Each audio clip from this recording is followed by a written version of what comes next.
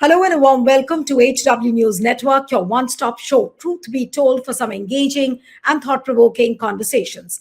Delhi court today has discharged Aam Aadmi Party Supremo Arvind Kejriwal, Manish Sisodia, Telangana Jagruti founder K. Kavita and 20 others in the corruption case related to the alleged liquor policy scam case.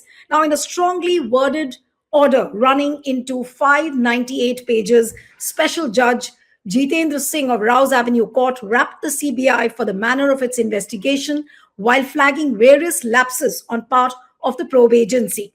Now, the court found that the prosecution failed to place any material showing that the then Delhi CM, Arvind Kejriwal, accused number 18 in the case, received or facilitated receipt of bribe money. Now, the allegations against him were based on statements of co-accused or witnesses, but the court noted the absence of independent corroboration connecting him to any criminal conspiracy. The court held that mere approval of policy decisions without evidence of dishonest intention or quid pro quo does not attract criminal liability. The judge also found no documentary or electronic evidence establishing any pecuniary advantage to Kejriwal arising from the alleged scam. And I'm going to quote what the court has said, and this is the most important part. In a developing economy, policy changes are routine and often necessary for increasing revenue, improving regulatory frameworks, or advancing public welfare objectives. The mere circumstance that a particular policy does not yield the expected outcomes or that private participants lawfully earn profits under such policy cannot without more justify criminal prosecution.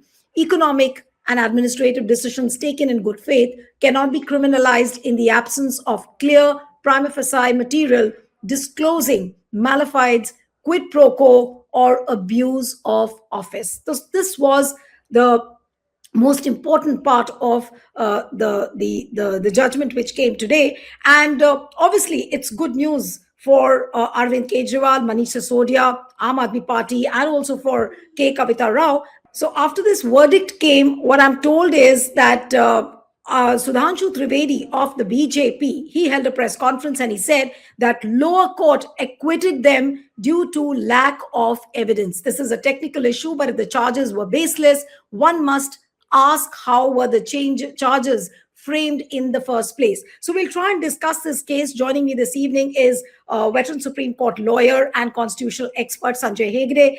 So thank you so much for joining on HW News. And my first question to you is, what does this acquittal of Arvind Kejriwal and Manish Sisodia and K. Kavita Rao actually show? And the way the CBI and the investigative agencies have been admonished by the court? Well, firstly, to answer Mr. Sudhanshu Trivedi, why was charge framed in the first place? The answer is the court has today said there is no material to frame a charge. So basically, the court has told the investigating agency that you have gone around on a wild goose chase, produced a mountain of material, but none of it is evidence enough for a court to even frame a charge. So the question is, who brought in a half-baked case? Who authorized it? Or was this case used primarily as a matter of vendetta and as a matter of political gain? There is no gain saying that because of this case, the electoral result in Delhi, but for this case, the electoral result in Delhi may have been quite different. Yeah. So there are lots of questions. There are lots of questions that now arise. The CBI was famously called a caged parrot. Now it appears to be a falcon which has been let loose to specifically target people. Right. But Mr. Hegde, Sudhanshu Trivedi further in that press conference says that CBI will take the necessary steps regarding issues like destruction of mobile phones and SIM cards during the investigation.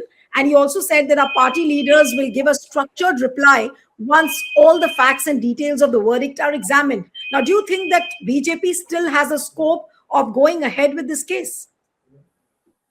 See, it's not the BJP, it's not the Congress or any political party that in law is in charge of the case. It is the government of India and the investigating agencies which are supposed to be independent. The independence of these institutions and the manner in which they are operating has come into serious question. If you go after a sitting chief minister, jail a chief minister and most of his cabinet on material which does not stand up in court, at the very least, I think some heads should roll in the CBI itself. No, Who was it? but right. But Mr. Hegde, I'm a little confused about what Mr. Sudhanshu Trivedi is trying to say, and deliberately I've started with what he said. In fact, he's saying that if Congress or Kejriwal's allies are happy or worried about the verdict is a matter of debate. But one has to think critically, how did the court permit the framing of charges if there was no evidence? Now, I'm not able to understand what he's trying to say. Well, he is trying to speak to an audience which simply laps him up. Yeah. I am telling you that in law that there is the court just said, look, there is no material to frame charges. You've produced a ton of paper, but in all that ton of paper, you have not connected Mr. Kejriwal and the others with enough evidence to persuade the court to frame charges. So there were no charges. The investigating agency filing a charge sheet is one thing. It means that the investigating agency says, I've found this, I've found this, I've found this, etc., etc., etc. And therefore, I have filed a charge sheet and I am asking the court, sir, now please start the trial, and then you frame charges based on the material. The defense is entitled to take all the material and say, now let's take all of it to be true. Yeah. Even if all of it is true, there is no material to connect or to form the ingredients of the offense that you allege. What was the allegation? The allegation was that there was a change in the policy. The change in the policy was actuated by bribes, that there was a financial benefit.